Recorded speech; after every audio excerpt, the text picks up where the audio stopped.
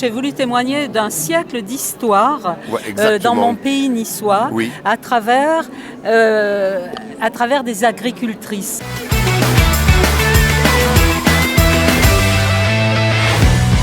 Ravi de vous accueillir, Jacqueline Bellino. Vous êtes ici paysanne sur la Côte d'Azur. Votre 5e ouvrage, on reviendra forcément sur les précédents. Un livre, j'allais dire, témoignage important, tant on aime finalement se baigner dans les pas, dans les traces que vous nous proposez. Vous avez embrassé finalement votre profession et votre terroir également. Voilà. Ouais. Voilà, j'ai voulu témoigner d'un siècle d'histoire dans mon pays niçois Oui. à travers des agricultrices, c'est-à-dire ma grand-mère, ma mère et moi.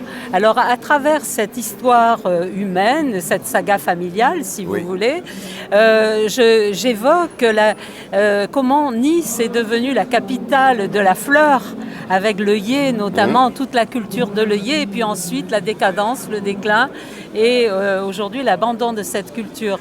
Et puis comment, parallèlement à l'abandon d'une grosse agriculture qui existait, donc avec l'horticulture, comment aujourd'hui beaucoup de jeunes s'installent, comme je me suis installée moi-même, dans l'arrière-pays, pour faire de l'oléiculture, de l'élevage, du maraîchage. Et il y a de plus en plus d'installations et de qualités qui se regroupent et qui travaillent ensemble. J'allais dire, au-delà du témoignage, c'est une nécessité, je dirais, d'archives. C'est intéressant finalement de se mettre dans une vie de famille. J'ai voulu témoigner vraiment de toute une époque avec des petits détails du vécu. Voilà, pas passer que par les faits historiques. On y voit les guerres, par exemple, mais ce n'est pas les guerres, c'est les retours de guerre. Oui. Comment les hommes qui rentraient de guerre ont vécu ça, comment leurs femmes ont vécu ces retours.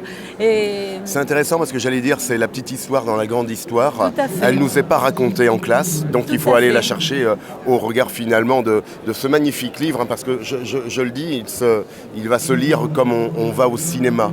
Hein, on a besoin d'aventure. Pour l'instant, il plaît beaucoup dans ma région, en tout cas, parce que il a été édité par une maison d'édition régionale qui édite surtout Tupaca. Et donc au niveau de la région, c'est vrai que j'ai beaucoup de retours parce que les gens retrouvent leur enfance, retrouvent des tas de choses qui sont aujourd'hui méconnues complètement par les jeunes générations. Le domaine de la Tour, j'y suis, on est au milieu du livre. On fait un petit arrêt ensemble sur ce domaine de la Tour. Racontez-moi, Jacqueline. C'est là où je me suis installée après mes études de lettres, j'ai fait des études littéraires. Et après, j'ai abandonné les fleurs et les propriétés familiales de Nice, des collines niçoises, pour aller donc essayer de vivre selon mon idéal au domaine de la Tour. C'était une propriété complètement à l'abandon et en ruine que nous avons repris avec mon mari. Et nous l'avons remis en état, nous avons fait du maraîchage et de l'oléiculture pendant 20 ans. On le voit, ces traces paysannes qui font finalement, je dirais, les paysages de France. C'est indispensable et il faut le confier aux nouvelles générations, il ne faut pas l'oublier. Tout à fait. Maintenant, après, j'ai changé de vie, mon mari est décédé maintenant et le domaine de la Tour a été repris avec d'autres objectifs. C'est une ferme pédagogique aujourd'hui qui fait de la zoothérapie. C'est encore autre chose, mais voilà, le lien est fait. On est dans les pas du prochain livre, certainement, Jacqueline. Peut-être. Voilà, alors, pour terminer, j'allais dire, Paysanne sur la Côte d'Azur, dernier ouvrage de Jacqueline Bellino. Vous n'étiez pas en reste parce que c'est vrai que la poésie et le voyage, vous l'avez incarné. Très beau livre, Naïs, Nombre et de lumière.